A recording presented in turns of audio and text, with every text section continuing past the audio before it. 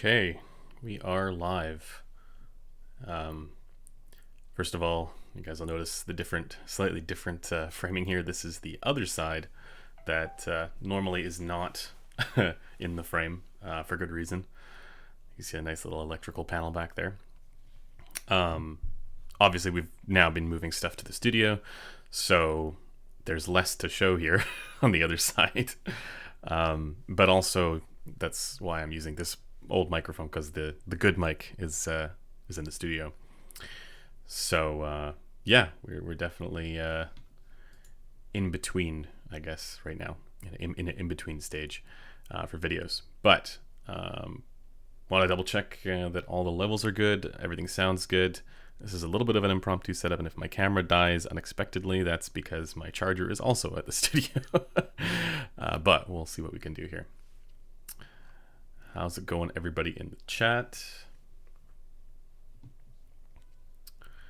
I see a number of people. Hey, Marius, how's it going? Number of folks. Soundwave, good to see you. Stefano. A lot of regular folks here, which is awesome. Nice headphones. Yeah, so these are the DCA Aeon Noirs. I'll be doing a review of it soon. But yeah, I figured today we would just do a regular Q&A session. I did have something lined up for this weekend, but for whatever reason it fell through a little bit. But that's okay. We'll do that next weekend.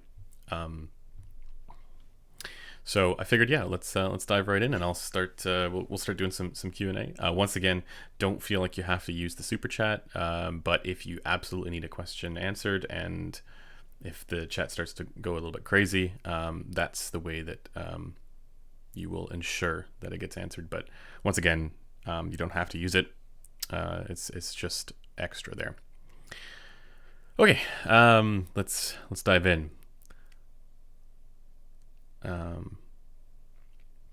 I see you guys talking about the Gross stuff. I'm curious if anybody has questions about that or the measurement rigs.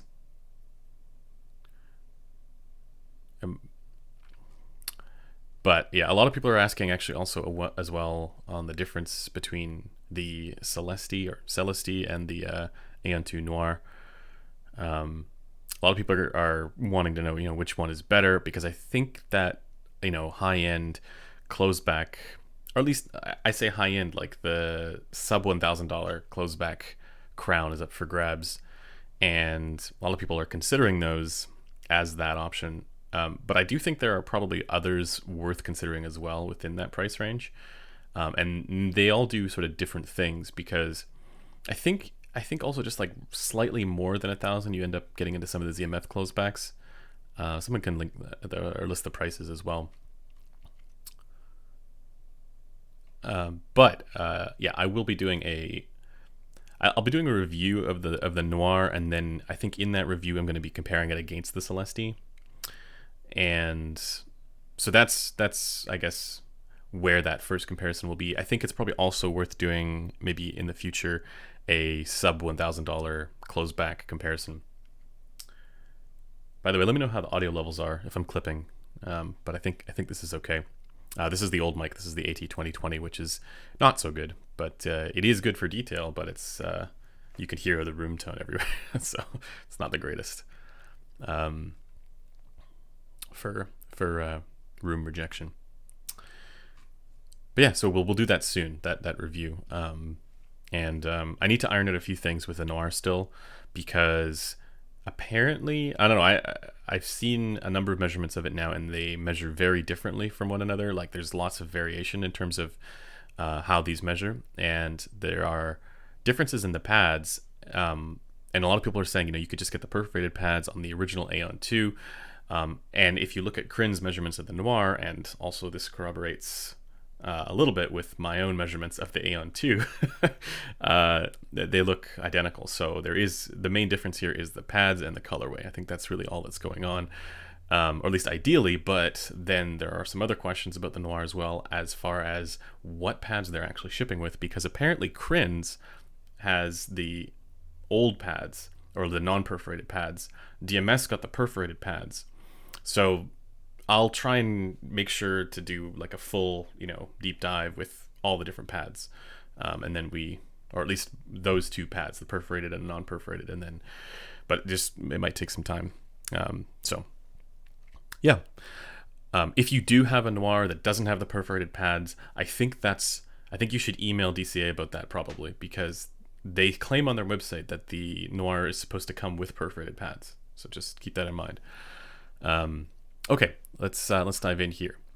Soundwave, thank you very much. Do you think Susvara is significantly better than the HE1000 SE? The latter might be piercing for some. Yeah, I do. And it depends, because if you use the HE1000 SE either off of a tube source that kind of like rolls the treble frequencies a little bit, it might help.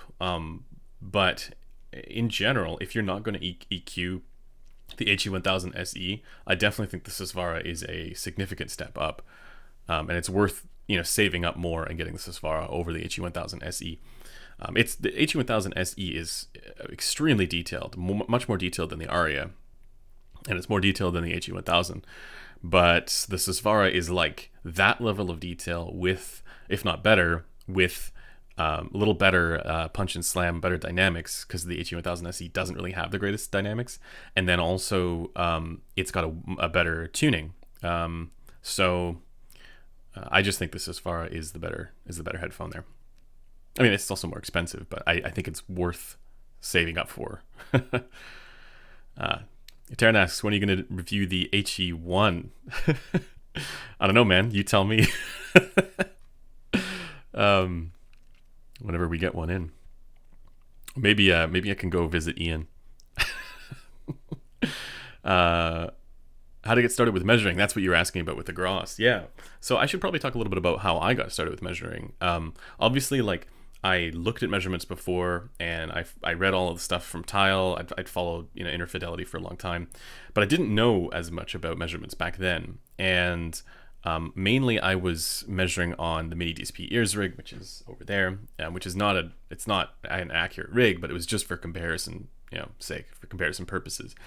And so it was useful for that, because it kind of, you can only use those with compensations, and only, I think the HPN compensation was the one that was more accurate, but the HEQ compensation was the one that was closer to Harman. So there's a lot of, like, I guess, peripheral knowledge that you need to be able to make sense of a Mini DSP ears rig, but of course it's not accurate. So I don't think it's what you should get if you want to get into measuring. I think if somebody wants to get into measuring headphones, I would recommend what Corinne calls the Grass with two S's, or the Grass. But basically, it's a Grass knockoff. It's the ear stimulator knockoff, which does have a pinna that's kind of like this one. This is the official one from Gross, and the knockoff pinna is very stiff. It's not like this, but apparently the shape is similar, and so you can get some fairly similar results with their compensation. So that's what DMS uses. He uses a Gross knockoff, and it's not as good, it's not the same, but it is still better than the Mini DSP ears. Well, my computer's going crazy, so let me know if there's any drops. Again, this is a bit of a piece together setup here, so it's not ideal, but hopefully it continues to work. And if it cuts out suddenly, it's just because half of my stuff is at the office or at the studio. So yeah, if you're looking to get into measuring, I would recommend getting that knockoff. It is more expensive, obviously. It's actually quite a bit more expensive than the Mini DSP ears, but it's definitely worth it because it is closer, much closer. The other way you could go is, if you don't want to spend as much money, I think just as good as using the Mini DSP ears, in fact, I think better than using the Mini DSP ears, is getting some in-ear microphones like these here. Let's see. So these are the in-ear microphones. And they can't be compared to proper industry standard rigs, because they don't take the ear canal into consideration, and you don't see any of the ear gain effects past the pinna and concha. But at the very least, it does give you some sense of how the coupling is on your head, and you can use other headphones as reference points, so you can see how one headphone compares to another on your own head. And you can use, so for example, when I use the in-ear mics, I use the Sindara's measurement on my head with in-ear mics as a compensation for what like normal frequency response is for the most part. I mean, it's not perfect, but it's very, very close. It's very good. And so you can use that. GR ass. There you go. Corinne says GR ass. Exactly. Can you measure both headphones and IEMs? I believe so. I'm not sure if actually maybe Corinne can weigh in on this, but because I think he has it, or he's played around with it at least. But I'm not sure if the pieces can be decoupled, because when you're using an IEM, or when you're measuring an IEM, generally with the Gross rigs, you take the ear plate off and you just use the external SIM, which is right here. This is the external SIM, so you just pop the IEM in there, and yeah. But I think you could measure. I mean, at the very least, you could do what Jude does, because he uses the pinna when he's using IEMs as well, or when he's measuring IEMs, as far as I know. But yeah, I think you could. So let me just back up here, because there's definitely stuff that I missed. I guess you guys are asking about eStats, and whether I'm going to be reviewing eStats SR009 from Stax.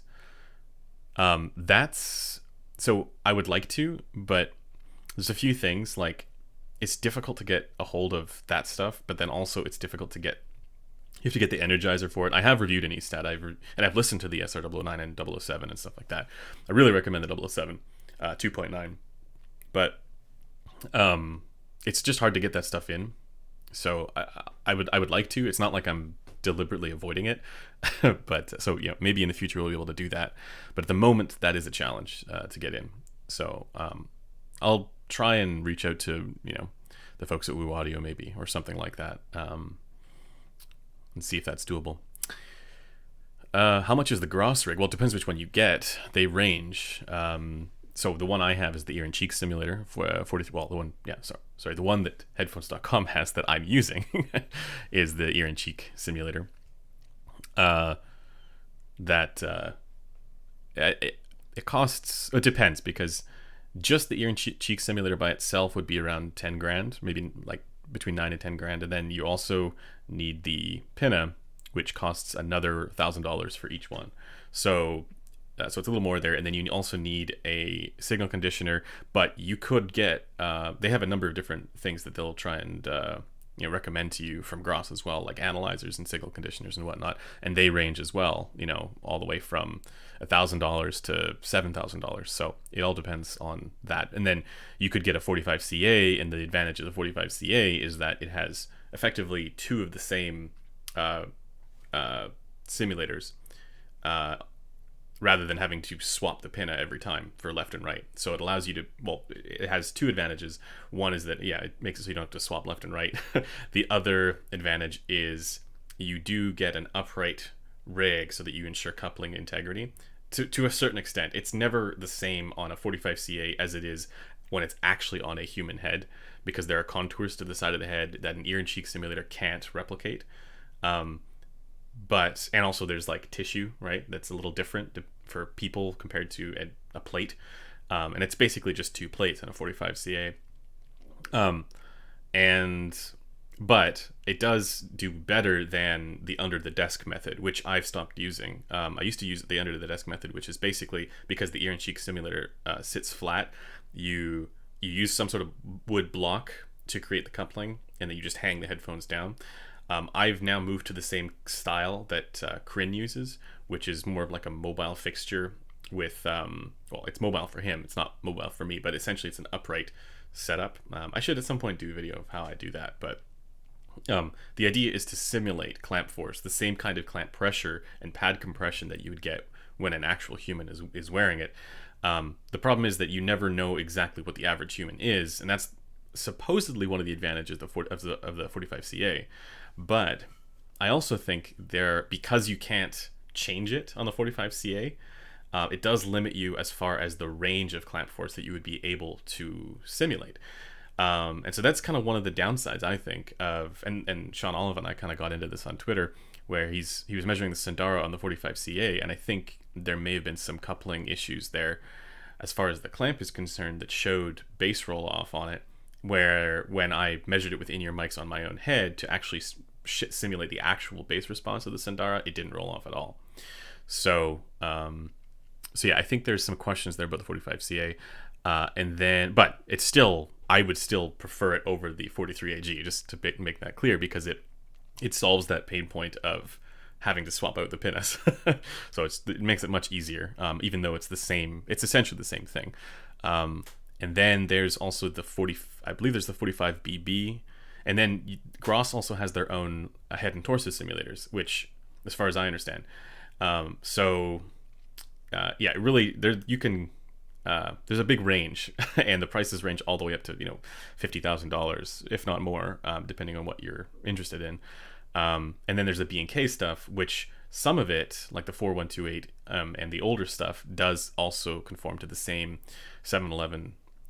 It's the same as the other 711 couplers, in theory. But I've seen measurements on those rigs that show subtle differences as well.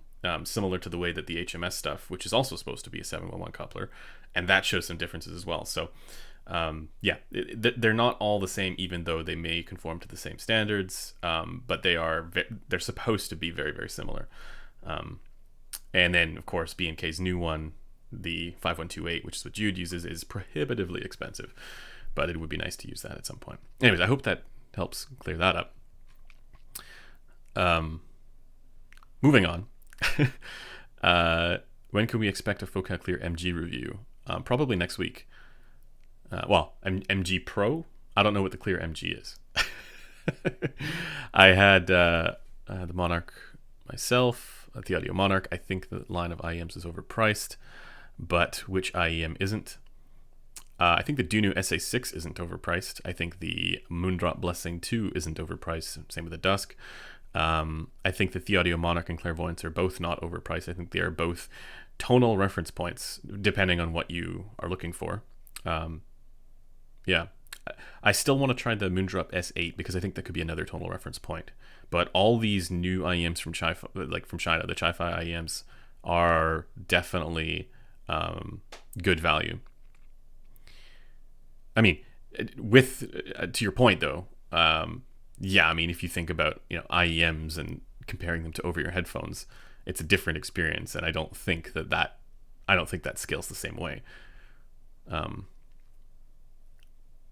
But in the range of IEMs, yeah, I think those are all just good value in general.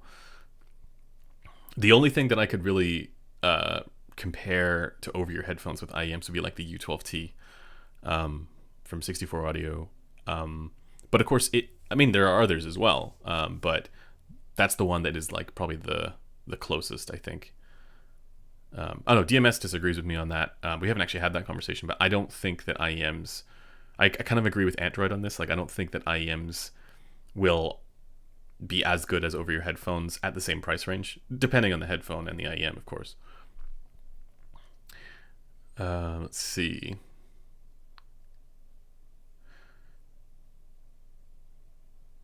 I got the Celestia after watching your video. Love it so far. Do you have any recommendation of replacement cables for the Celestia under $100 though? No, because I tried to get... This is funny. I tried to get a replacement cable from Periapt or a number of those cable manufacturers out there that make nice cables. I was ready to spend, like $200, $300.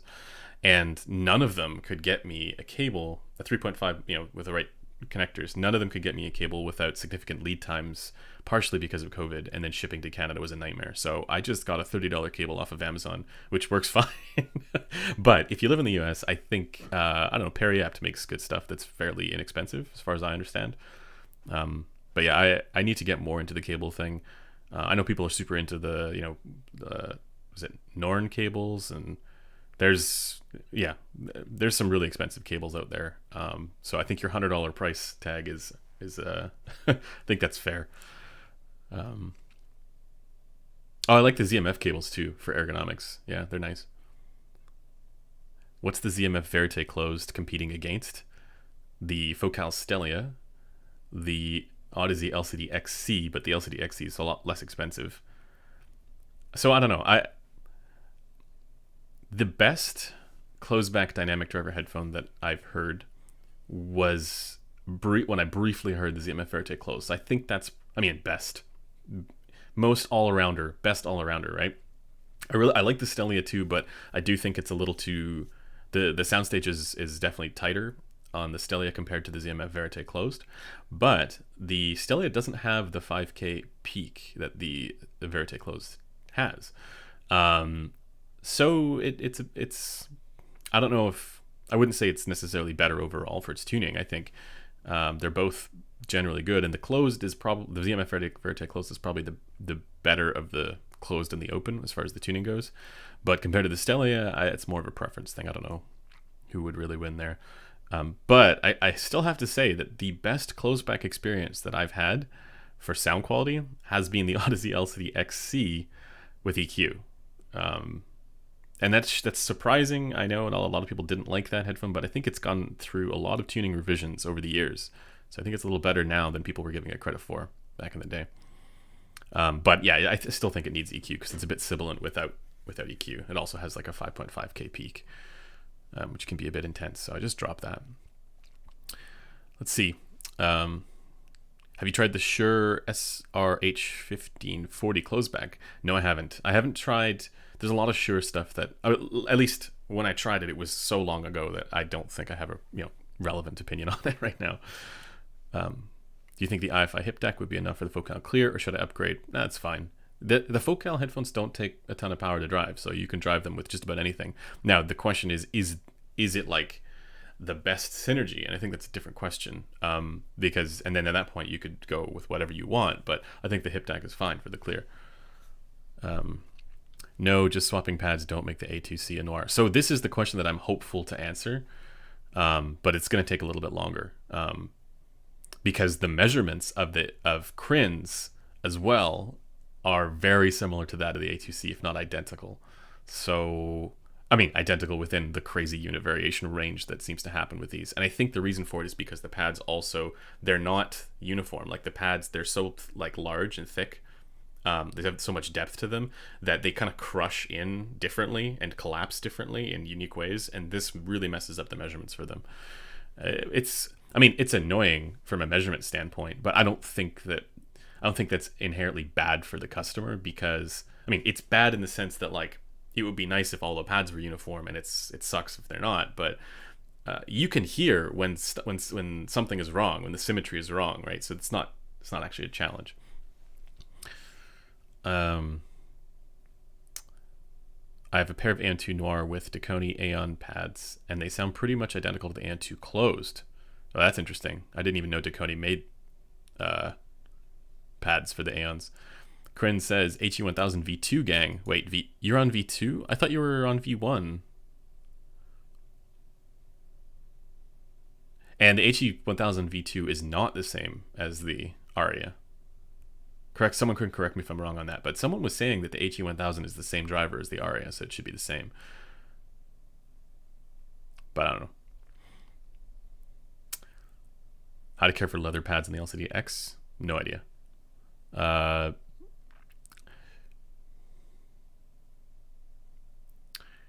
Bassier upgrade to the HD 6XX, sub $500.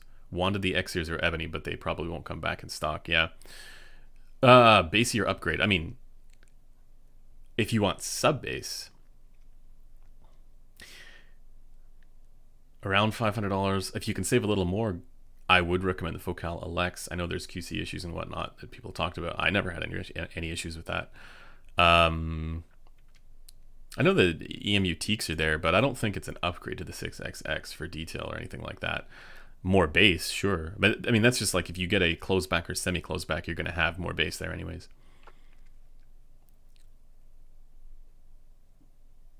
Thoughts on a decent DAP for under $500? I currently have the Final Audio B1s and a Bayer DT1770 Pro. First thing you should do at around $500 is get a new headphone. It's fine if you like those. I'm just saying you will notice a bigger difference if you spend that $500 on a different pair of headphones, right? That's just all I'm saying. If you like that one, that's fine. Other than that, I like the A&K SR25. I like that one. Kryn will send you his HE1. I didn't even, so does Kryn actually have an HE1, or is it just one that he got to test because he's buds with Sennheiser? And I mean that in a good way. Like I think they pay attention to what he's doing. I think that's good. GR ass grasp powered by weed.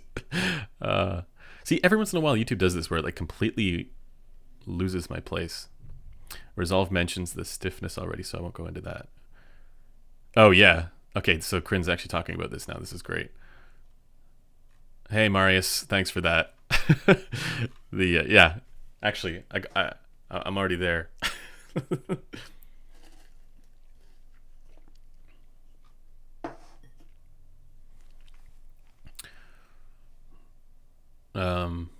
Yeah, Kryn uses the same rig. It's funny. I think somebody on ASR thought that the measurements that I were producing were this, like that Kryn and I were sharing measurements, that it was just one person producing measurements, and then that we were I think it was like, Kryn does the measurements for the videos that we do, which is like, no, we use the same rig and we do like compare measurements, like to see if something's messed up, which is what I think is useful about so many people having this 43AG, which is not cheap. It's like 10 grand, 12 grand, depending on what else you get. What is the closest thing to a headphone with the sound signature of an HD100S, but with the punch and slam of a Focal headphone, and with bass shelf of the 2018 Harman Target? That headphone doesn't exist, I don't think. I mean, maybe a Aurorus Audio Borealis. I think Ruck and Udis would probably be like, throwing their hands up if I didn't mention that. But it is probably the closest thing. It's not like that tuning though. That's the thing, is like you're not going to get the sound signature of an HD100S if you add a 2018 Harman shelf. The main, I guess, thing about the HD100S is that the upper mids are sort of shifted more towards the lower treble a little bit, and then you get those slight peaks there at around like 6K. It's not as bad as the original HD100, but yeah, I don't know if that's a thing that you would be able to find anywhere, not without EQ. Plus the soundstage benefits of the HD100S. It's like, yeah, crazy. But I mentioned the Aurorus Audio Borealis because that is the closest open back headphone, dynamic driver open back headphone that I'm aware of, that has the kind of bass shelf there that you might be looking for. It doesn't actually perfectly have it. It's just that it does have a subtle bass boost there up to like 80 hertz or down to like 80 hertz. Whereas most other open back headphones don't have that, unless there's some sort of trickery going on there, like maybe like semi-open, or there's some stuff from ZMF. Actually, here's one for you. ZMF Auteur. Now the HD100S is more detailed for sure, but the ZMF Auteur does have better, it's got better bass than the HD100S. And I would say maybe an EQ'd Verite, maybe a Verite closed actually. But yeah.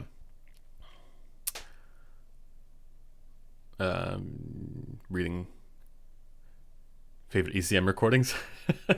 I have to go through my list. ECM's good stuff though.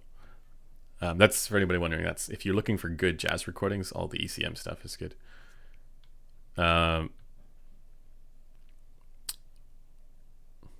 Kryn's talking about the rigs. He's talking about whether or not you can measure with the GR ass IEMs and over-ear headphones.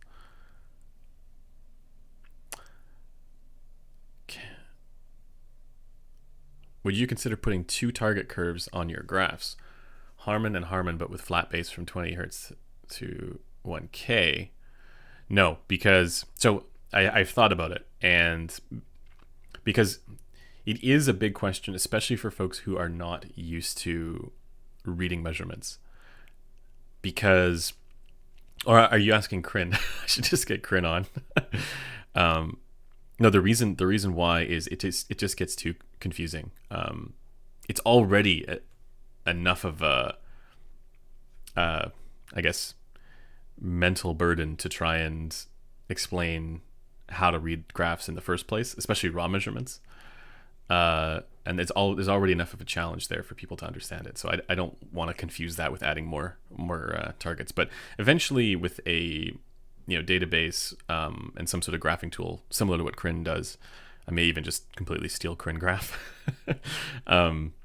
with his permission, of course. But I'll have some way of representing it with different targets as well.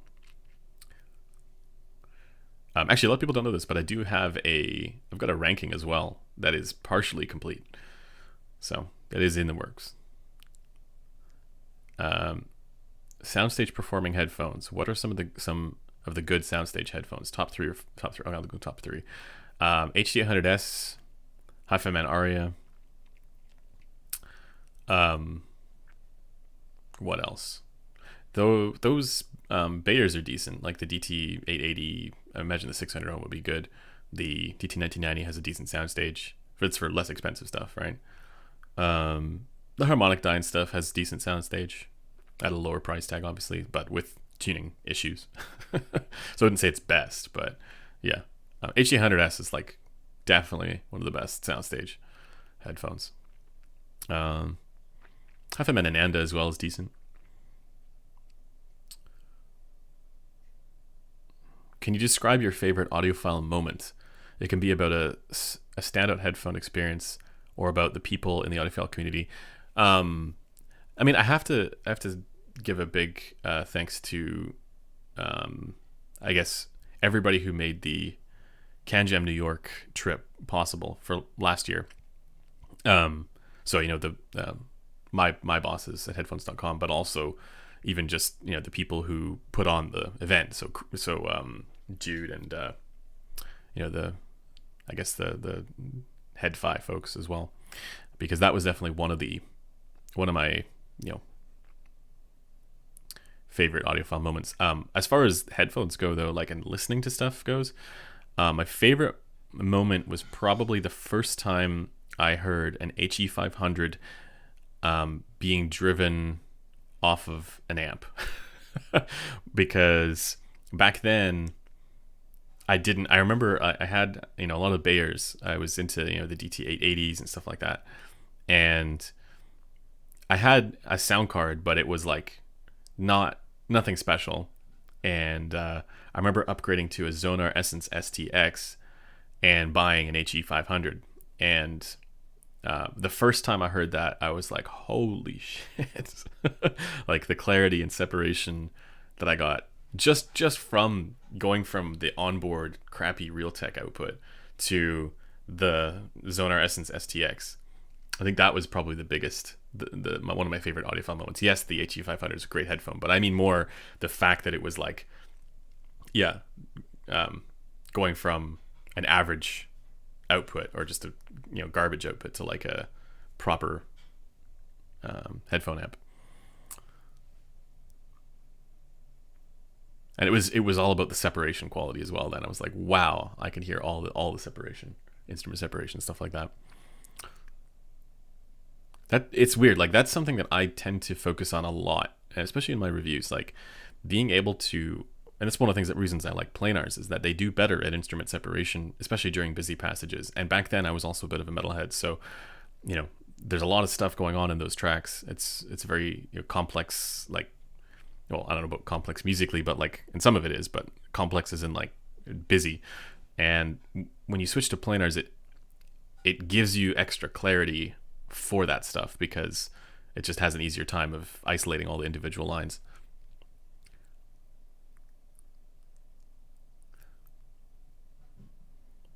Yeah, I see you guys still talking about the Groff stuff and the different measurement methods, but yeah, a lot of my methods are similar to Crin's right now.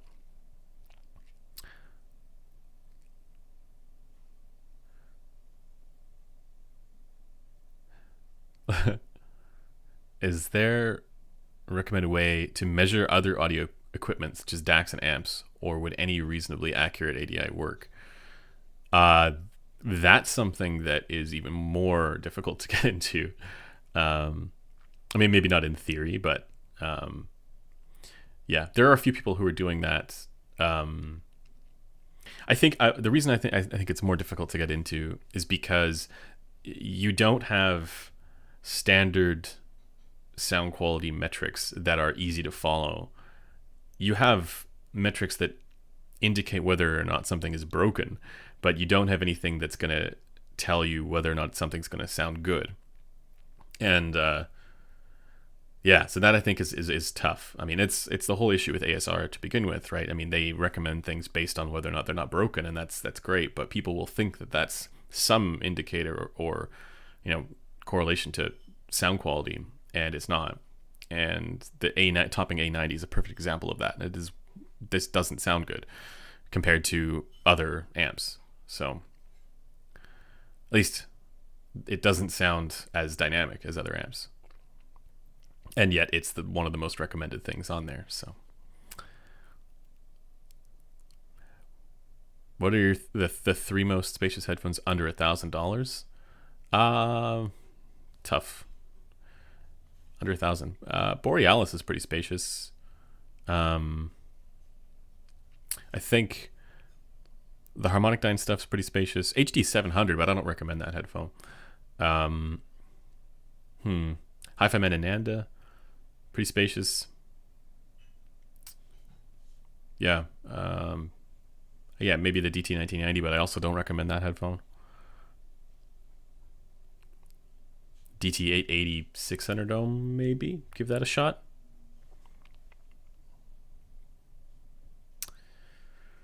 I also don't really recommend those. I have a hard time recommending Behrs. They are just not technically impressive enough for the price these days. They used to be good, but they haven't really changed. So what are your favorite headphones that measure like the absolute stankiest ass? What the oh my god. My favorite headphones that don't measure well. I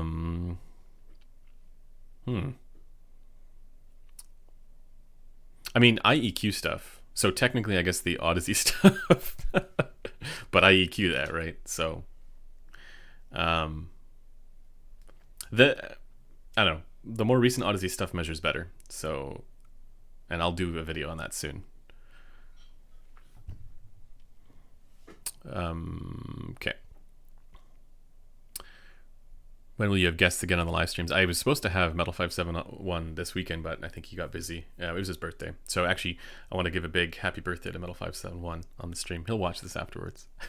Everybody, ping him on Twitter and say happy birthday. Yeah, the Monarch lacked treble extension. Okay, so actually the Clairvoyance that I had really good treble extension, but then Crin's Clairvoyance didn't. So, I don't know. Might be some unit variation there. In fact, my Monarch measured differently from Crin's as well. Thoughts on the Neumann NDH20? I think I have one here, but I need to evaluate. I haven't had a chance to evaluate it yet.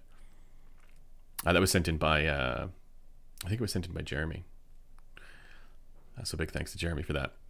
Have you tried the ZMF Vertic Closed? Yep, mentioned that earlier. I've tried it, but I haven't had a chance to review it. I've tried Tyler's. How does the H800S compare to the Harmonic Dyne Zeus in terms of soundstage? The H800S is a far better headphone, and it's also got a better soundstage. $2,000 IEM versus $1,000 headphone, which would give you better sound?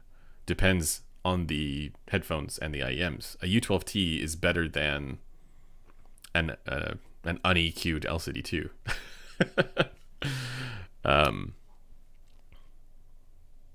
Or I don't know. There's a lot of headphones that are expensive that are not great. But I mean I love the LCD2. It's one that I EQ.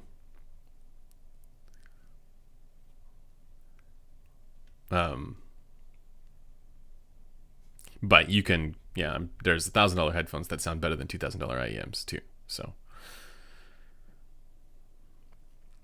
mid-range DAC amp recommendations. I recommend the Rebel amp. I like that one a lot. But for DACs, it doesn't really matter as long as you get something that has I mean, I like the ES9038 Pro stuff, but even the ES9038QM or whatever it is. So like the SMSL SU9 is great. If you don't need the features of the OSD on the SU9, you can go for the Sonko's LAQXD1. But that, and I do recommend it, but that is balanced. I don't know if I would pair that with a Rebel amp. I'd pair it with like an IHA6. That's actually a great combo. But also Modius Magnius is good as well. That's for entry level, you know. What's my daily driver? I don't really have a daily driver. I really like the again, my EQ at LCD-X is like just dialed in right now. Or LCD-XC, sorry. But I also have an LCD-X here that I'm evaluating that I really like as well. Other than that, I use the Verite a lot with the PE2 Suades. That helps with the treble there a little bit. And then I like the Hi-Fi Man Aria a lot. This also, I've got my EQ dialed in for this now really well. It doesn't really need it, but I like to kind of, I like to give it a bit more of a bass shelf here than I think would be neutral. Because as much as it's great for detail and soundstage and everything else, it kind of lacks the punch. So I just simulate that by, boosting the sub bass. And then I also kind of fill in some of the mids there and reduce the treble a bit. But it's not like it needs it. The balance is good for fundamental and harmonic just out of the box as well. Yeah, ZMF cables are sweet indeed.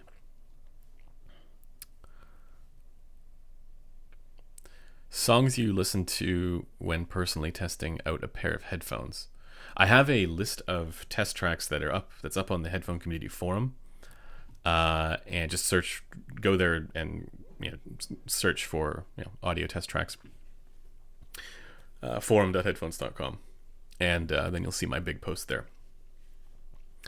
And I give sort of an explanation for why I use what I use. Again, if I've missed your question, feel free to use the super chat, but don't feel like you have to. I'm going to try and get to as many as I can here. And if I've missed your question, just ask it again, because I will try and get to it.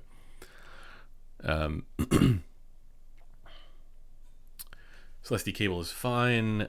Now the clear stiff material cable is another story. Yeah, the clear, I actually have that right here. The original Focal cables are not the originals, but the ones that were like that sort of like rectangular stiff thing. Not so good. The Celestia cable is fine, but I would have liked a longer one. I actually really like the cable that it sounds funny. I like that coiled cable that they use in the clear MG Pro. But I like it better than all the rest of their cables. But Focal's cable game is not as good as Odyssey's, for example. They could improve that. But again, with the Celestia, it makes sense and it is an improvement over the older cables, and it makes sense because it's a closed back headphone that I think is meant to be a little bit more portable as well. So yeah, I think it kind of works for that. But I would have liked a longer cable as well. What's up, Marcello?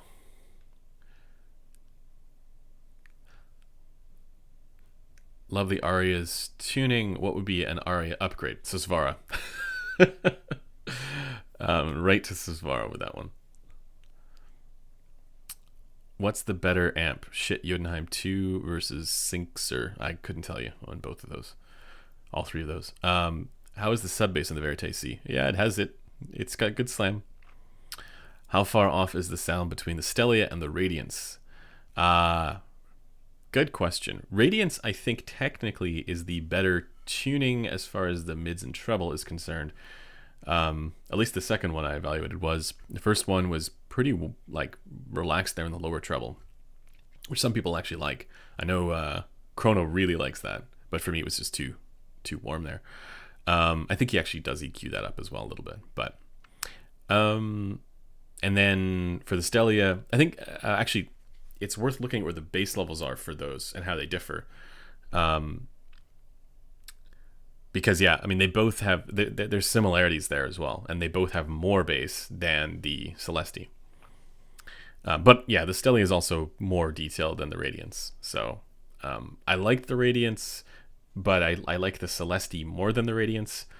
I think Kryn prefers the Radiance over the Celestia. So the Radiance definitely has a more relaxed presentation, a slightly warmer presentation, and a larger soundstage. The Celestia is more intimate and forward and towards you, but I think the tuning's better in the Celestia. And then the Stellia is more detailed than both of them, but has a tuning more similar to that of the Radiance. What would be a good upgrade? And then, of course, you can pad swap as well. So maybe there's ways of tweaking that. What would be a good upgrade for the Tin T2 Pros under $400? Moondrop Blessing 2 or Blessing 2 Dusk. I've got the LCD XC coming tomorrow with the carbon fiber cups. You got this guy. Yeah, I like this with EQ as well. Again, I should probably post ping me on the forum if you're on there, and remind me to post the my EQ profile for it, because I've got it dialed in so well right now. I love it.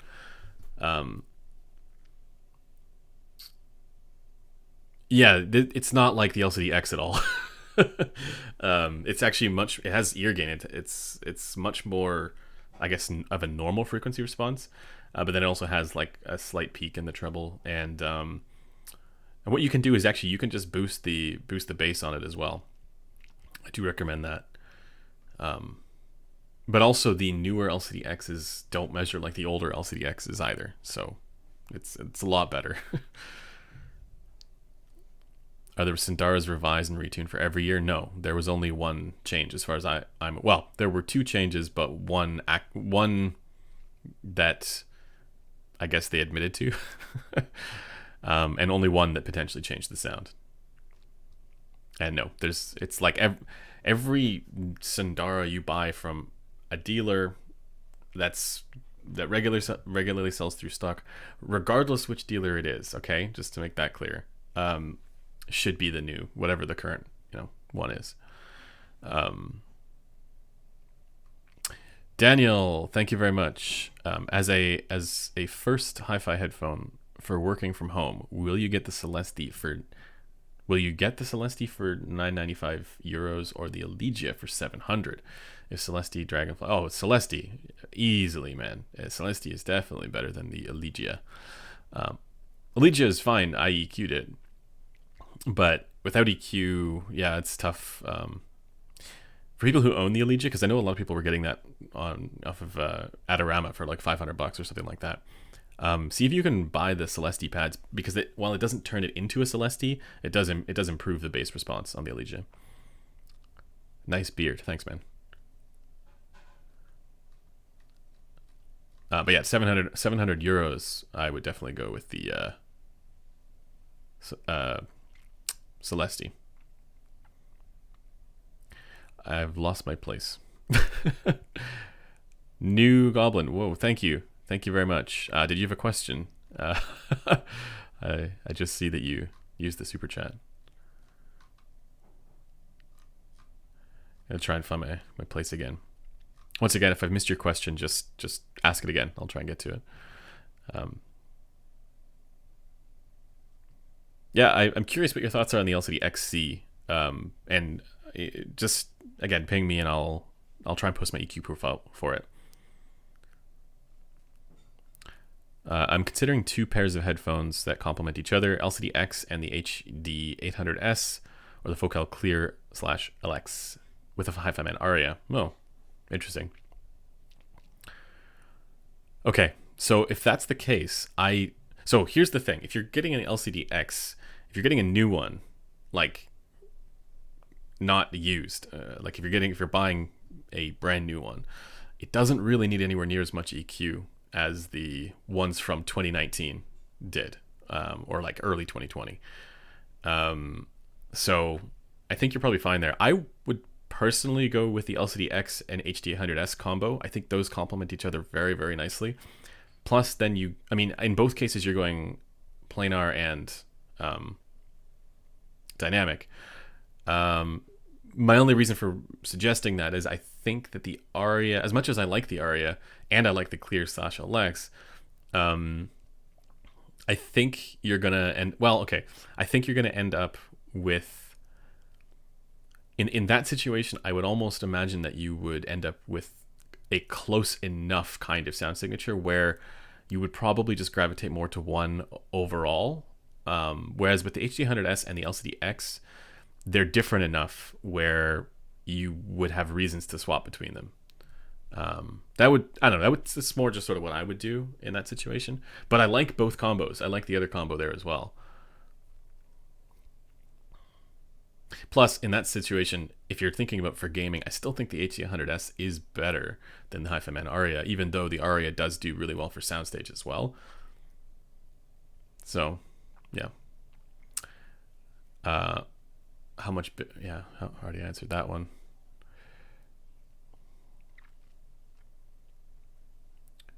What did Tile use to measure the headphones? It depends. Like, he changed his rig over time. Your review sold me on the Audio Monarchs. Yeah, they're good. A good under $1,000 desktop amp to power them with. You don't need an amp to power. You can run a Monarch off of whatever you want as long as it's a clean, source, like a DAP or a decent setup there. But it doesn't need to be a crazy powerful desktop amp. You can use a portable one. But if you're looking for a desktop amp, a really good one that works with IEMs, the Rebel amp is good for that. But so is the THX AAA1. It's good, really good with IEMs. So you got to get a DAC as well. So I'd say, yeah, get a mid-range DAC amp combo as long as the output is good for IEMs. What are your thoughts on NDH? I've already answered that. I have one here. I don't have thoughts yet. Do you have any advice where to start to be a more appreciative or trained listener? I know most people can appreciate nice bass / low end and sparkly highs. I would delve more besides buying. Okay. So I think, you're asking how to just train yourself to listen better. This is something that just comes with experience, and a lot of it is A/Bing. I think also, I know this is like, I've talked about this in the past, but like, regardless of what your music preference is, listen to music that what the reference point is in real life, so what that stuff is supposed to sound like. And this is why I actually think electronic music is not the greatest for evaluating headphones and tonal balance, because it kind of doesn't really matter, within reason obviously, what the tonal balance is for generated or simulated tones. Now, it's not totally the same, because a lot of that stuff is sampled from real, stuff that exists in real life. But I always like to use, vocal tracks as a good reference point, because everybody knows what vocals are supposed to sound like. And then, just think of something where, again, for me, I'm a drummer or former drummer, so I love, using test tracks that have a lot of percussive hits in them, because that really, I have an anchor for that, right? I can anchor that to my own experience and knowing what that's still supposed to sound like. And then, I do also recommend messing around with EQ, because even if you end up not using an EQ, you learn so much about how stuff is supposed to sound and how different frequency ranges impact the overall sound quality, and so boosting and reducing different ranges.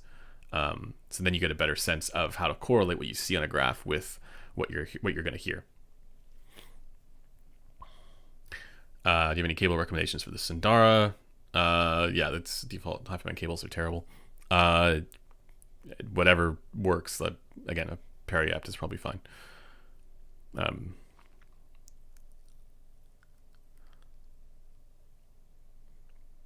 Why does no one review the Shure SRH1840? Studio guys seem to swear by them for neutral reference. Studio people also use Beyerdynamic headphones, and those are not at all neutral. I don't actually have a reason why I would review it if I had access to one, but I don't. So maybe in the future I will. HD100 soundstage is the biggest. Exactly. H200 soundstage is the biggest, pretty much. But images are separated and in an artificial way, kind of stretched. You have to hear it to like it. Instrument clarity is a mixed bag too.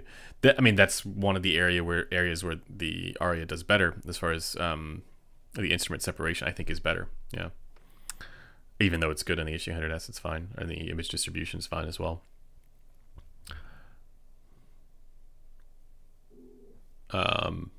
Great headphone, but opposite of the Aria for around the same price. Focal clear. You go the other way with that other combo. R70X is a great alternative to the HD6XX. Yes, I need to get one in. I have heard it. I did not like the comfort. It was a weird clamp kind of comfort for me. But I need to get another one in.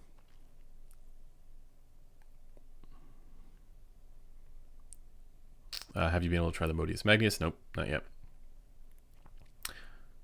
Sub bass and detail under $600. Sub bass. Well, do you want boosted sub bass?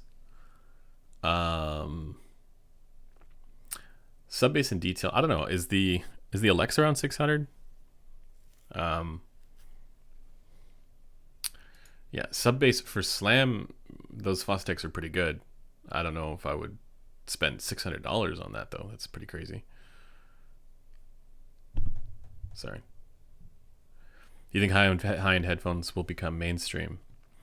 So the high-end headphone world is growing substantially. I don't know if it'll ever become mainstream because I don't think people care as much about sound quality as they do about convenience. I think for the average person. So for that reason, I don't think that it'll become mainstream, but I do think it will become more popular than they are right now. Sennheiser gifted Kryn and HE1. Seriously? All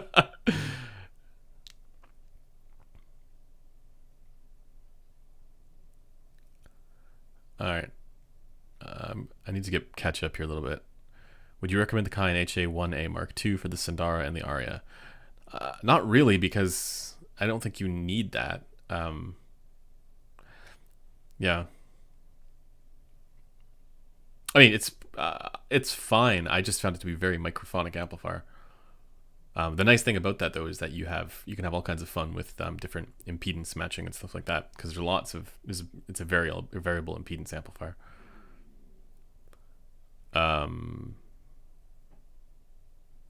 Yeah. What is the best between Hi-Fi Man Deva, THX Panda, and Odyssey Mobius? Oof. The Mobius is far better for sound quality than all of those, except the Deva does have better soundstage. Panda, I don't think is worth. It's definitely not something I'd even consider.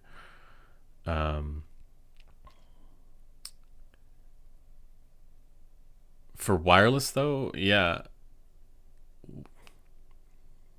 Weirdly, the Hi-Fi Man Ananda actually is the only wireless headphone that has good detail, and the Mobius has good detail as well. The Mobius though, it's a bit quirky, so I don't know. Where do you land on crossfeed? I don't use it.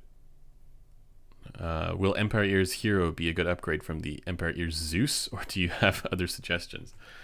I like the Zeus 14. That's such a weird IEM for the tuning. If you like that kind of tuning, though, I would if you like that kind of bass level, I would recommend the Campfire Aura, because it's a similar kind of thing. But neither of those are really for me. So, and the Hero is the complete opposite of the Empire Ears Zeus. Like the Hero is the super V-shaped kind of IEM,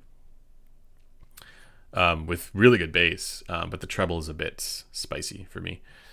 Oh wait, no, Hero. Yeah, I'm thinking of the right thing. The Hero treble is an issue, for sure. So I think you should. As an upgrade from the Zeus 14, there's lots you could look at. A U12T go with a U12T or 64 Audio Neo, or honestly, for detail, yeah. Anything. There's lots of stuff in that range. Unique Melody Mest would be an upgrade. So I think for tuning, the Clairvoyance and Monarch would both be way better than the Zeus. Campfire Andromeda 2020 as well. Moondrop S8 as well.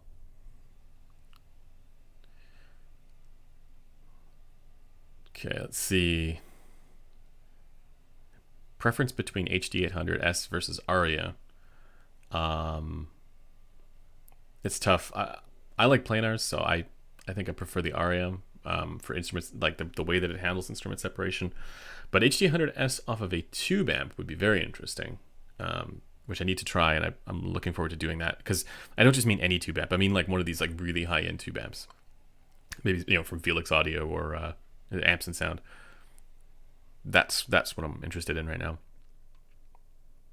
Are you using the Aeon 2 closed? Yes. Well, Noir. What do you think of ASR reviewing gear and not knowing anything about the gear, i.e. reviewing things in high gain without knowing, like the Phonitor thing? So the Phonitor thing is interesting because, I'm just going to back up and think about how to frame this. So obviously, yeah, I think there are some questions there as far as his diligence with reviewing that. And I think it doesn't make sense to review the DAC portion of it, because it's an amp, and then they just happen to throw a DAC in there for convenience for people who want that, but it's not meant to be, I think, primarily a DAC amp combo. And so that, I think, doesn't make sense. The other thing is, there was something about whether or not he measured it balanced, and he was saying something like, it doesn't matter whether or not it's balanced, what matters is what it measures like. And I don't know, there was a lot of statements there that I just sort of went, I don't know about that. Like, I think it's worth being a little bit more diligent there. And SBL's response, I thought, was appropriate. It was a little bit like insulting to him, which I think they didn't need to do. Like, I think they called him an amateur reviewer or something like that. Or I don't know. It had a certain tone to it that made me think, like, this is the kind of goalpost shifting that, I get it a lot as well. And so I don't know if that was entirely necessary, but I thought the points they brought up were good ones. And I think he should reevaluate that, or reevaluate a current run unit. I mean, it's the same thing that happened with the Abyss thing. It's just that SPL handled it way better than Abyss did. But now here's where my take on that whole thing comes in. And it's that as much as the stuff that wins at ASR, the stuff that wins at Synad is not stuff that is generally better sounding than stuff that loses. His conclusions as far as what the Phonitor is good at, really good at, and what the Phonitor is bad at, I agree with. So let me clarify that a little bit. And I've said this for a while, that I think the Phonitor is really good at driving high impedance dynamic driver headphones. But where it's not so good is, I say not so good, it's totally fine, but it's not as good as other competing amplifiers, is inefficient planars or like the head audio headphone. I don't think, this is just my subjective takes here, right? But I don't think it's as good as like even the IHA6 for inefficient planars, right? Off of the balanced output there. And so, that lines up with what his conclusion was as well. I did think it was a little bit hilarious that he only ran planars off of it in his subjective testing and not, like an HD6XX or something, or 650, which is what he probably should have. But of course, everybody who's making an amplifier wants it to be versatile for everything. And so in theory, yes, it can power these planars and it would be fine, but I just think it's better suited for dynamic driver headphones. So I'm of a mixed opinion about that. I think what his testing showed lined up to a certain extent with what my experience was, even though I don't think that stuff that does well on his metrics is any indicator of good sound quality. And it's very obvious when you compare a topping A90 to a Rebel amp, or honestly even the Phonitor X, right? The topping A90, it sucks the joy out of out of everything.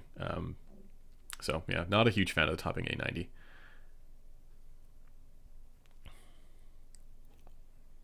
I think it's like, I don't know. I agree with Android on that. Like, if you're looking for a super sterile kind of sound, then sure, that's fine. But it's just completely limp. Um, Sorry, I hope that answers the question. Well, answers the question.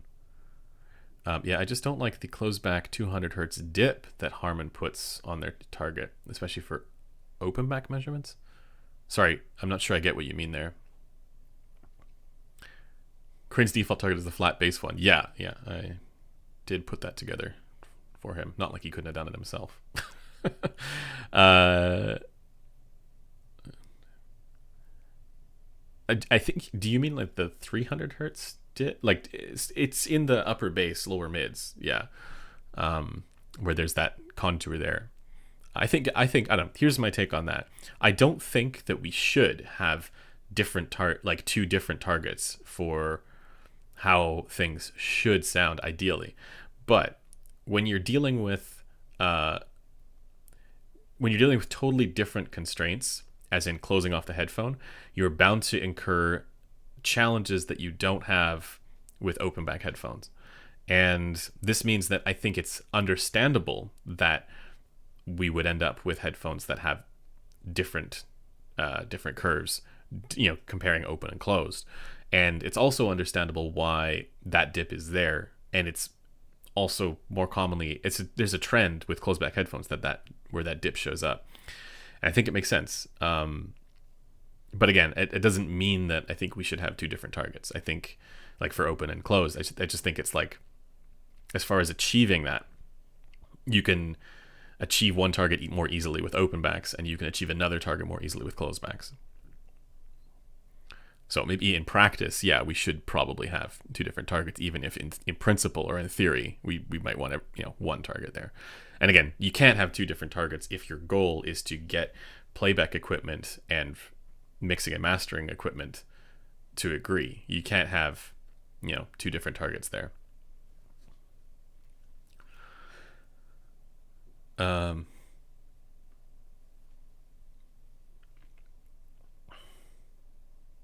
bought the Sony XM4. I don't like the sound. Yeah, that thing needs EQ. What do you think of the Abyss Diana V2 measurements done by Amir and Jude? I think I've covered this in the past, but yeah, I agree with Jude on that one. And then before anybody gives me hate for that, Jude is somebody who knows way more about measurements than people give him credit for. And in this instance in particular, I know there's questions about the 5128 versus 711 stuff, but I've had conversations with Jude, and the guy is extremely knowledgeable about this stuff, far more knowledgeable than I am. But in the case of the Diana V2, the thing that I would love to hear Amir's response about is why, like, Jude, I think, correctly criticized his measurements for two things. One was he just showed one measurement, and then the other is I completely agree with Jude that if a headphone if a headphone has symmetry, if it measures in some way that it shows that it can have symmetry depending on the positioning and placement of the two channels, you should show it that way. And with the Diana V2, he obviously didn't, because he only showed one measurement, and it was like one channel was totally different from the other in certain places. And he also noted, like Amir even noted this in his review, that they have it's a really weird positioning type of headphone. Like when you put it on even when you put it on your head, the sound changes depending on positioning quite a bit. And so I think if he were to properly get the positioning right for that headphone, he would probably be able to get way better symmetry than what he showed. And I think it's his responsibility to do that. I think and anybody who is doing measurements, if you can show symmetry, you should. And so that's the main thing that I really agree with Jude on. But as far as what the rest of the measurements were, I don't think they were that different from one another. And in that sense, I more agree with what Chakamal was saying in the big Reddit post that he did. A lot of it was just more so that, like, Amir's measurements were not as thorough. as I would have liked them to be, I think. And yeah, this, you can't just show one measurement of one seating. Like it's got to be, yeah. The only time where I think you could do that is if you have if you're using the 5128 and you're using the like more of like a real time analysis where you can actually see what the frequency response is when it's positioned on the rig in real time. Then maybe you could just show one because you'd be able to figure out exactly what the right position is. But without that, you have to show multiple positions, even on something as unique as the Diana Phi or the Diana V2. And that was the other thing too, is he actually cited my review of the Diana Phi, which is a different headphone, to show agreement between his measurements and my measurements, or to show agreement in terms of, you know, behavior, to kind of back up his claim, which I think, again, I did find similar things and similar behavior to what his data showed in general. But I also think, again, because it's such a unique thing, you have to go through it a little bit more thoroughly, show multiple positions if you can, if it turns out to be the, you know, like maybe there's a totally different frequency response for forward and backward, like if you're, even this has a different, you know, different frequency response. So either do some sort of averaging and then show the multiple different positions, or, you know, do 3 positions forward and 3 positions back if it's that different. Like the Diana Phi, I think the V2 as well is like that. So yeah, I don't know. But it's not a debate that I'm like, I don't know, I'm not gonna, that's not a hill I'm gonna die on, because I do value the data that he produces as well. It's just, yeah, I think it's not as diligent as, like, Jude's stuff is extremely diligent. And I mean, he doesn't always show everything. That's, I think, where some of the downsides is. It's not as information rich when Jude does it, but he actually captures a lot. So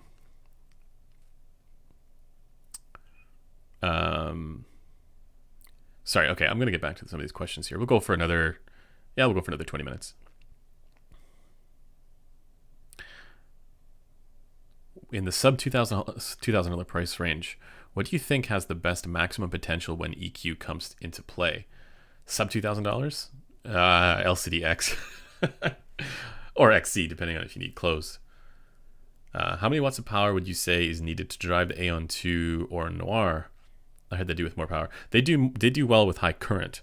Now, I don't think you need, as far as in terms of watts, most entry-level stuff can, you know, get a Modius Magnius, right?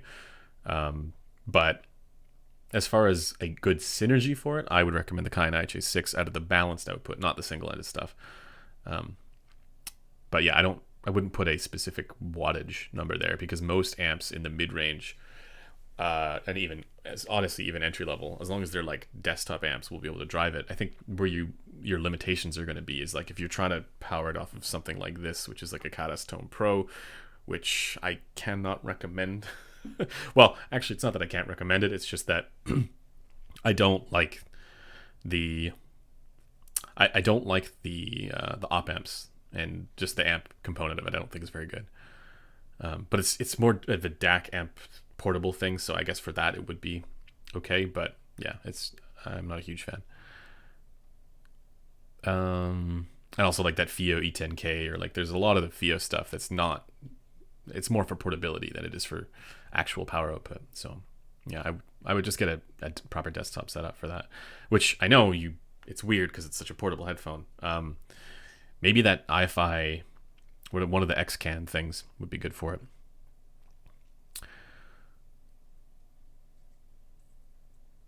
All right. What's your favorite headphone that you don't apply EQ to? Focal Utopia. No, Susvara. Susvara is still my favorite. I don't think it needs EQ. You can, but I don't think it needs it. Susvara Utopia.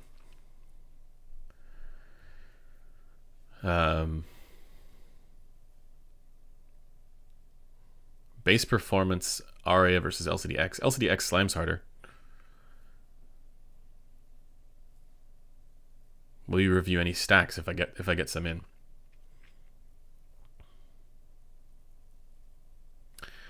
Plenty of subjectivists who love the A90. Well, all the subjectivists who I trust, not all actually I should say, but a number of the ones that I trust agree with me that it is not a good sounding amplifier.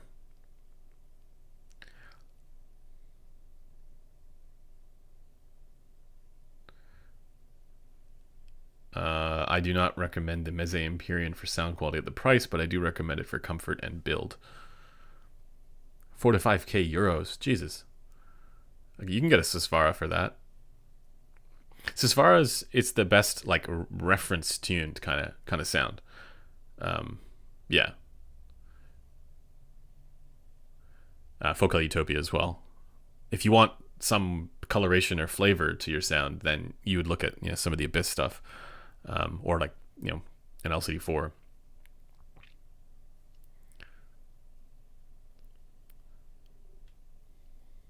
Okay. Thoughts on R2R versus Delta Sigma?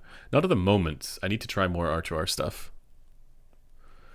Yeah. Right now for DACs, for like off-the-shelf DAC chips, I like the ES9038 Pro and ES9038 QM from ESS, because they don't have the ESS glare, and they still have all the detail, or quote-unquote resolution.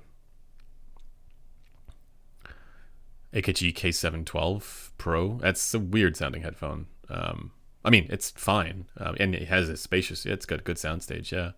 Or at least the one I'm thinking of is the K7XX. I'm not sure about the K712 Pro, but yeah, so it's weird.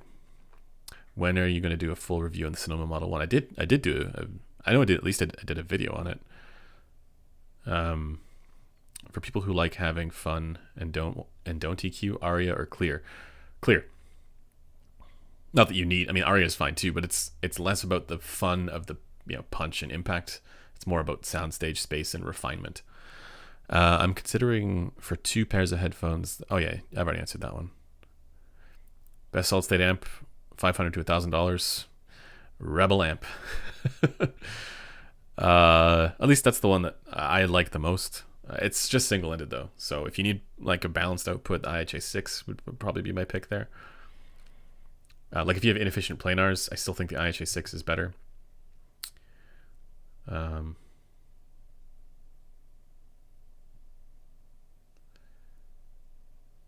Yeah. Your Monica is different from mine also. I remember Precog mentioned yours have more warmth. Well, yeah, it was more that like mine didn't have the cut in the lower. I say mine. I think Precog has it still, but yeah, that one didn't have the cut in the lower mids and upper basses strongly. Yeah, mine was a little more like more of a gradual bass shelf there, which I actually preferred, to be honest. Like I thought mine measured better than Crin's. So, and same with the Clairvoyance. Like the Clairvoyance, it was like, yeah, better in every way. Holy smokes. Thank you, my friend. Scott, thanks. Wow. That's very kind of you. Soundwave, thanks as well. The Susvara didn't sound hollow to you at 1 to 2K. The HD800S has that feature. Yeah, you mean it's a typical dip that you sometimes see with Hi-Fi Man headphones. It's funny because like when I had the Susvara in, I wasn't measuring it on the Gross, so I was measuring it on the mini DSP ears at the time. So it's a long time ago. I need to get another one in, but I didn't really hear it the same way that I hear it on like the Aria, for example. I think this is what you're talking about, right? But yeah, when you look at Crin's measurement of the Susvara, which I assume is a more recent one, I don't know where he got that one from. It doesn't look like it has that, at least not as significantly as on some other Hi-Fi Mans as well. So it's an interesting question mark there for me, but yeah, you can always just EQ that in. Takes to EQ just fine. Scott, thanks again, man. Thank you so much for that. Yeah, feel free to hit me up if you're. I think were you the one who was asking about like measurement stuff? Feel free to hit me up about that, and I can help fill you in. Ah, I see. I'm catching up here. Do you do anything else besides YouTube for a living? Yeah, so I work for headphones.com, and so the YouTube stuff's just like one of the things that I do. That's like one of the things that's part of my job. But for the rest of it, so headphones.com has a content it's like a review, an article, and news and blog section there. And so what my job is to I guess curate that and publish information. And yeah, I mean, I create a lot of the content as well, but I I basically publish all the content that's on there. And so that means like all the people who are on the review team for that you see on the channel, I work with them to I guess get stuff to them, and help out in any way that I can.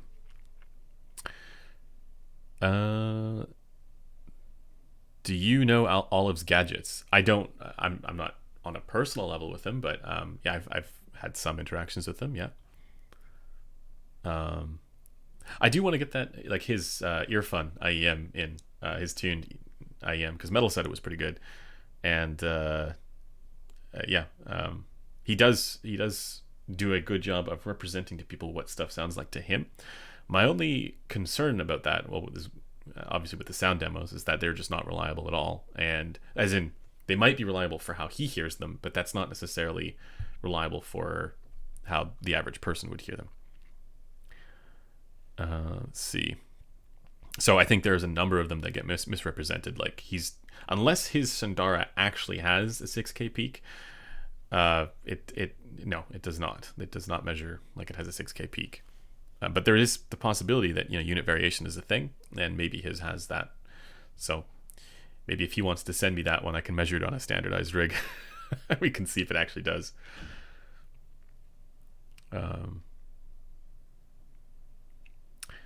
All right, I want to answer some more of Scott's here. Any desire to try the Manly? Oh, it's your Manly headphone amp, high-end tube amp. At the moment, I just have so many reviews in that are like piling up that I don't know when I'll be able to get to that.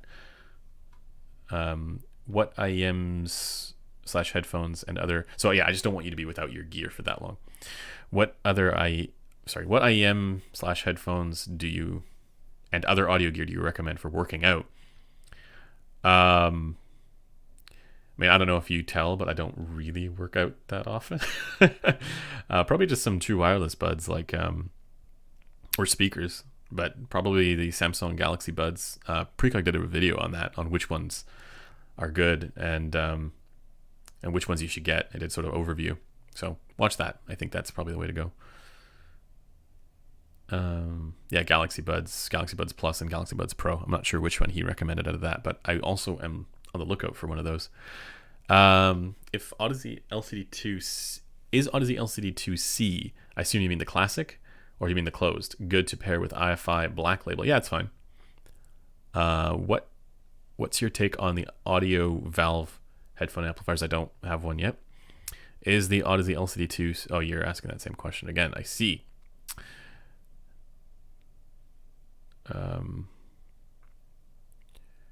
Have you listened to the LSA HP2? No, I've listened to the HP1, and it's not bad, but it's also, I don't think it's particularly competitive when the LCD-X exists.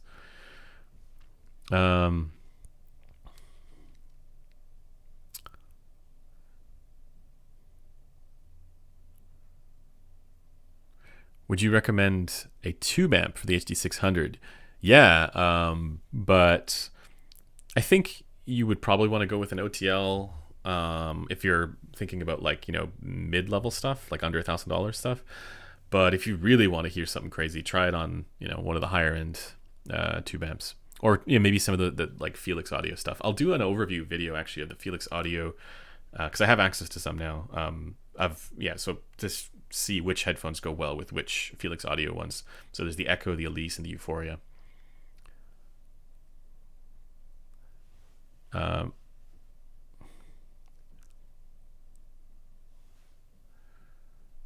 you have a pair? No, I haven't tried the earphone yet.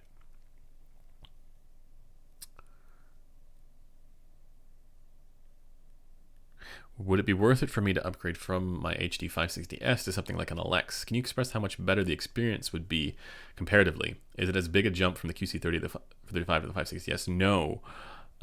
It's not. Diminishing returns hits right at that, like 560S and then 6XX and Sundara and all that stuff.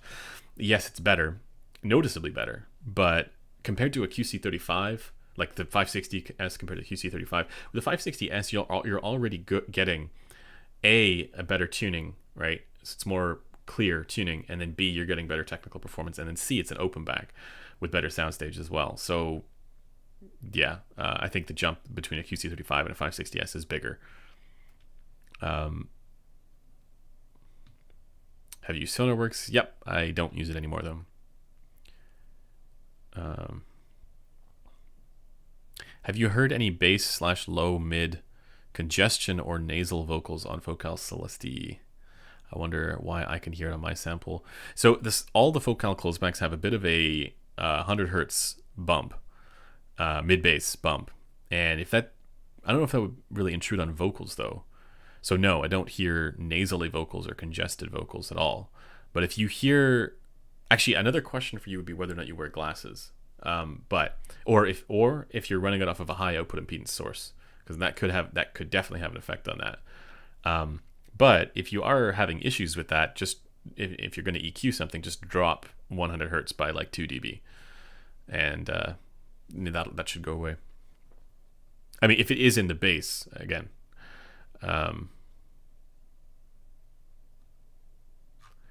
Thank you very much, Joaquim.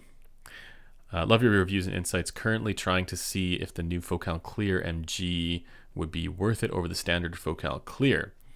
So that is something that I can't currently answer because the Focal Clear MG is not out yet, at least not officially. So I technically don't know what you're talking about. But I have heard the Clear MG Pro, which is out, and I can talk about that. And I do not think that the Clear MG Pro is better than the original Focal Clear. It's a little different, and it's more like it's got a little more bass in the Clear MG Pro, and then the lower treble is reduced on the Clear MG Pro compared to the original Clear, and that 8K bump that was on the original Clear has been shifted now up to 9K, 10K. On the original Clear, there was also some 10K, a little bit of shimmer there. But it worked because it was balanced out by the 8K and the 6K. Oops, sorry. So it is a series of bumps there on the original Clear, and it sort of worked. I mean, the Utopia to a certain extent has this too. It's just better on the Utopia, but that slight bumpiness in the lower and mid treble is now not as bumpy, but I think it also kind of made the treble a little less balanced as a result. So I am not as much of a fan of the Clear MG Pro as I am of the original Clear, but if you want, and also on the Clear MG Pro, like the upper treble is also like boosted as well a little bit now. So it is smoother in the consonant area, like where the S's, F's, and T's are, yes, but I also think it just is a little too relaxed there. And so if you want a slightly more U-shaped, not V-shaped, it's a little bit more U-shaped there, with the like upper treble and then the bass, then the Clear MG Pro I can say it has that, but I think the original Clear is the one that's overall a little bit more balanced still.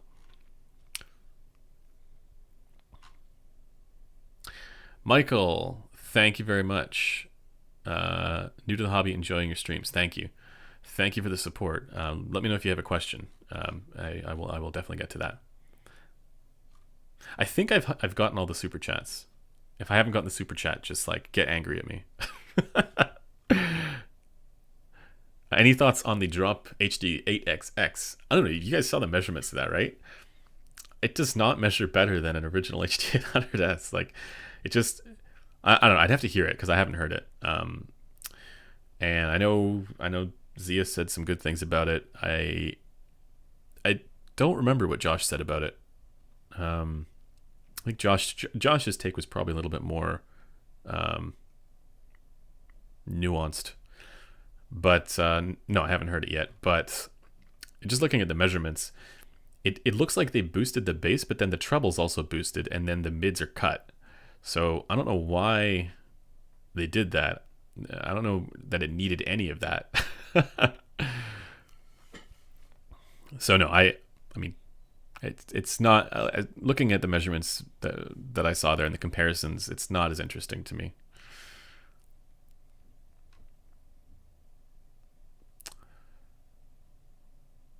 Regardless of price, will you get the Dragonfly Cobalt or the Hipdak for the Celestia?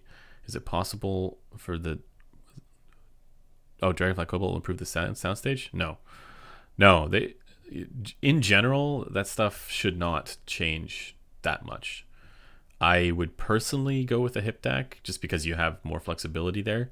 But the benefit of the Dragonfly stuff is it's really tiny. So if you care about that form factor, then yeah, you get the Dragonfly stuff. But no, I don't think it improved the soundstage. If you do want to improve the soundstage, you'd run it off of a tube amp, but then you'd run into output impedance issues and impedance synergy issues. So you'd have to find a way to match that up.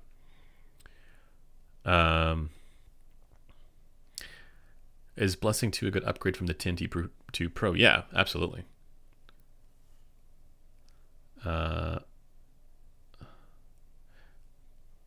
Top 3 headphones for instrument separation. What would you recommend? Hi-Fi Svara, Abyss CB1266, and Odyssey LCD 4. I'm just gonna go with the top planars. I should say that the E-stats that I heard were also really good at that. Like the Shangri-La Senior was really good at that. The Shangri-La Junior was really good at that. So, and of course HD100S is good, but it's not. I find still the planars do a better job of instrument separation and clarity during busy passages. If you don't have as much going on, the HD100S is competitive there as well. Have you seen Crin's Celestia review? Pretty different from yours. Yeah, he hates all. He hates all closebacks in general, but then also hates all focal closebacks. So I'm not surprised, and I agree with many of his criticisms. It's just that those criticisms didn't bother me the same way they bothered him. Obviously, I disagree about other things. Thank you very much, Elmo, or C. Elmo. Yeah, let me know if you have a question. I will try and get to that.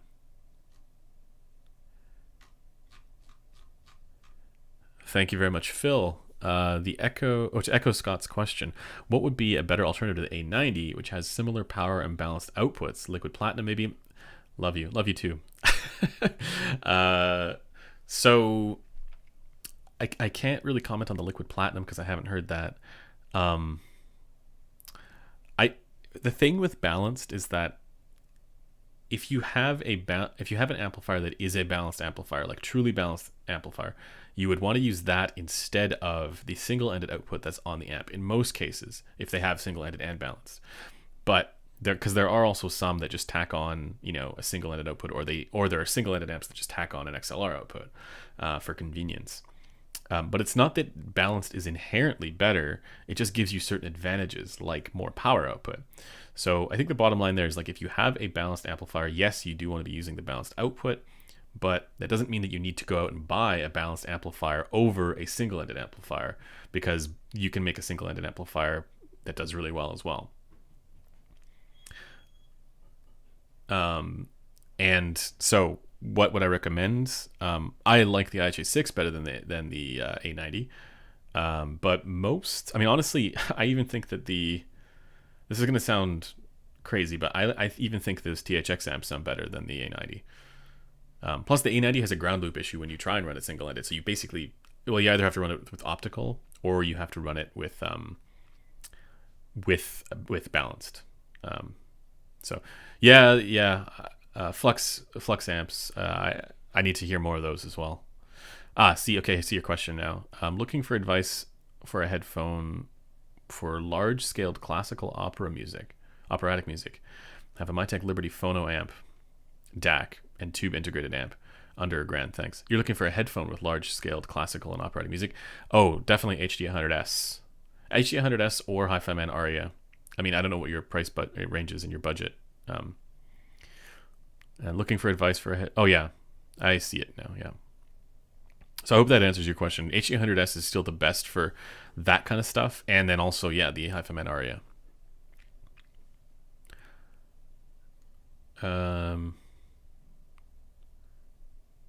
you EQ the Celesti and do a plus 3 dB to the bass shelf, does the sound fall apart? Start to get driver, chuff, or distortion? No. Plus 3 dB, like, I don't know why you'd need that though. It is pretty bassy. But if you wanted it, you could. Maybe the sub bass, but no, 3 dB is nothing. Well, it's not nothing, but it's not that significant. It'll be fine. It depends how loud you listen. Like, I know there are people who listen at like unsafe levels, and in that case, maybe, but I wouldn't worry about it. Like what I would do with the Celestis tuning is I would drop 100 hertz by a little bit, like that, or like that sort of mid bass by just like a little bit, and then boost the sub bass, and then maybe just add a tiny little bit more energy there in the lower treble, maybe.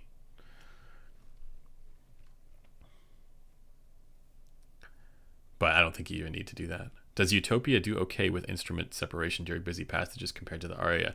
Yeah, Utopia is still great for that. It's really incisive there for that quality.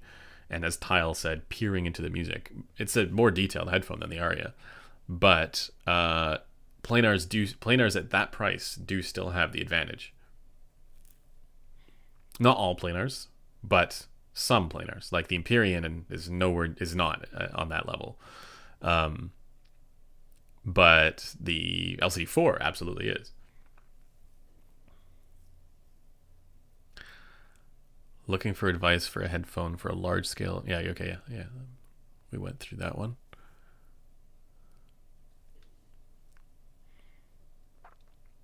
A90 is such a waste of money. Sounds basically like Magnius. I bet the Magnius sounds better.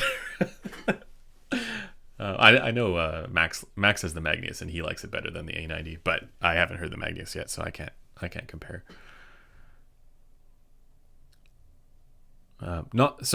Planars are better than dynamics for instrument separation, but not all planars are better than all dynamics. Some planars, like at the comparable planars, right?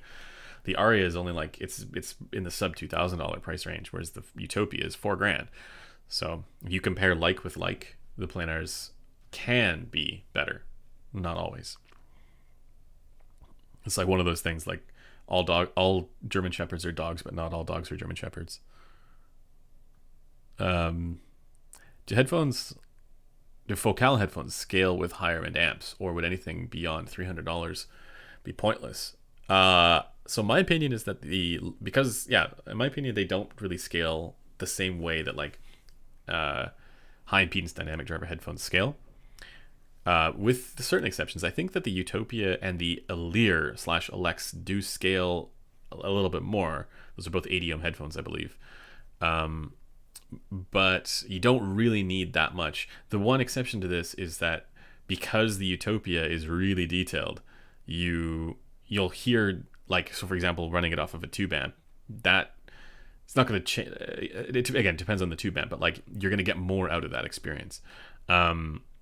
And the other cool thing is that they all have, not all the same way, but they generally have some sort of interaction or relationship with output impedance. So higher output impedance from the source is going to boost the bass on Focal headphones.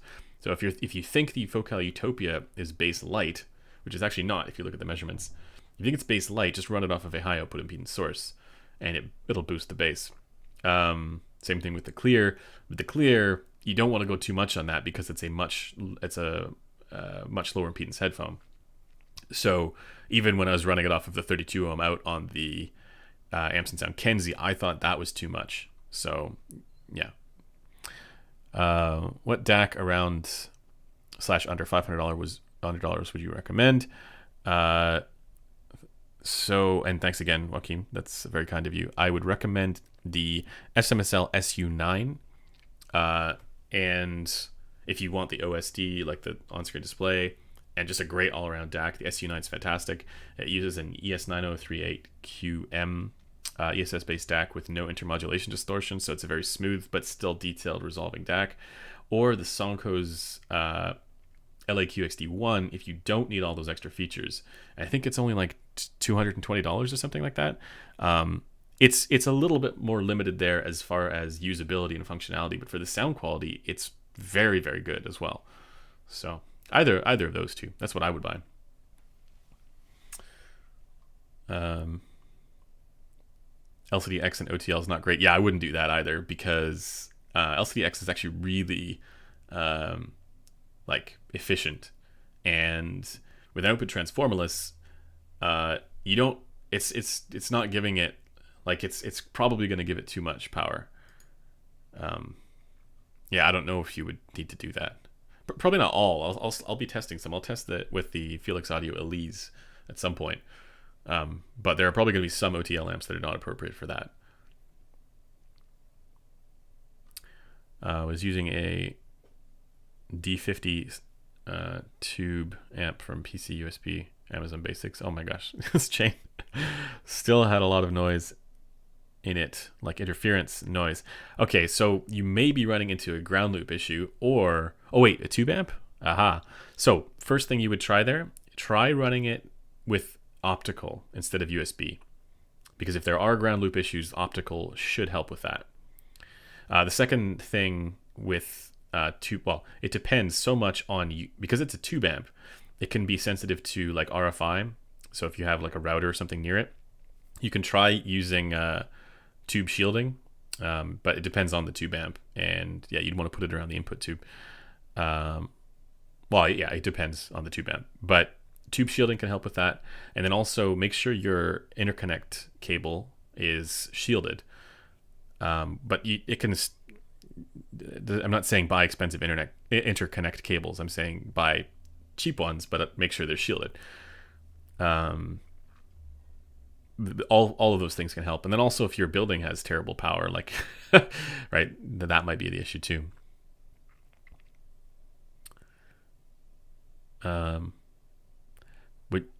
You should compare SMSL SU9 to Sonko's SGD1. I do need to hear the Sonko's SGD1. My opinion on that stuff is like once you're at a certain level with them, they don't really sound that different. I mean, even the LAQXD1 doesn't sound that different from the SU9. I mean, the SU9 has more features though, so I think that's really what you're paying for.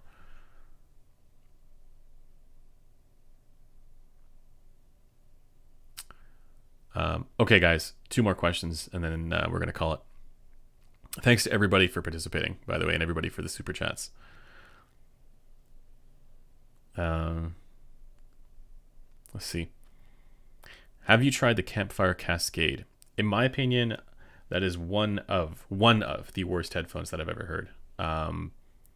It's just way too much bass, and then the biggest problem with it isn't even the bass; it's where the bass comes down, which is too high up. So bass is too high.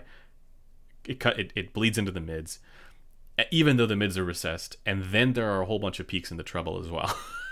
So in some sense, I get why they tuned the treble the way that they did, because you need to have something there to balance out the massive bass bump that it has.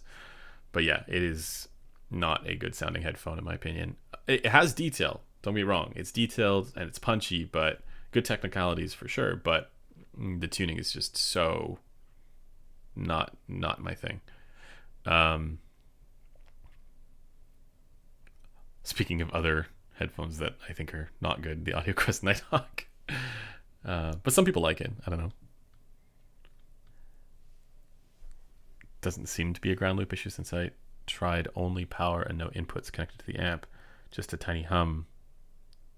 But it could also be the headphones that you're using with the tube amp there, because some tube amps, like if, for example, if running a Focal Clear off of the Amp Sound Kenzie, you get that kind of hum, right? The background hum, because it's not a good synergy with the headphones.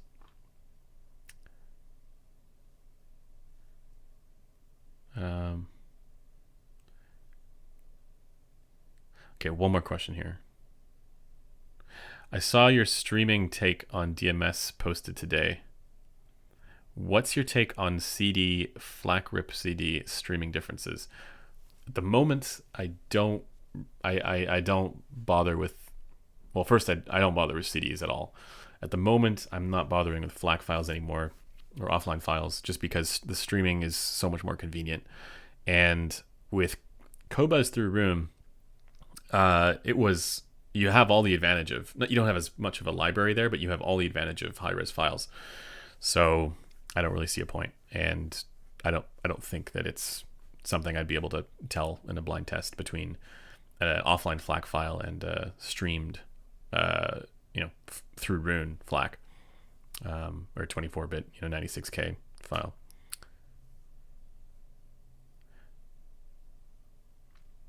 All right, that's going to do it for this Q&A session. Thanks to everybody who participated, and thanks to everybody for hanging out.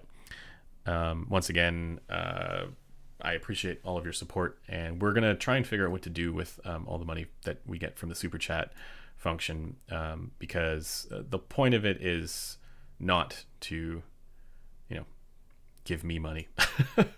The point of it is to we're going to try is to make sure we get to the questions, and then of course we want to potentially maybe build it into some way of getting the community to sort of decide what headphones that we're going to review, and maybe we can put that money towards buying headphones that we wouldn't otherwise be able to review, something like that.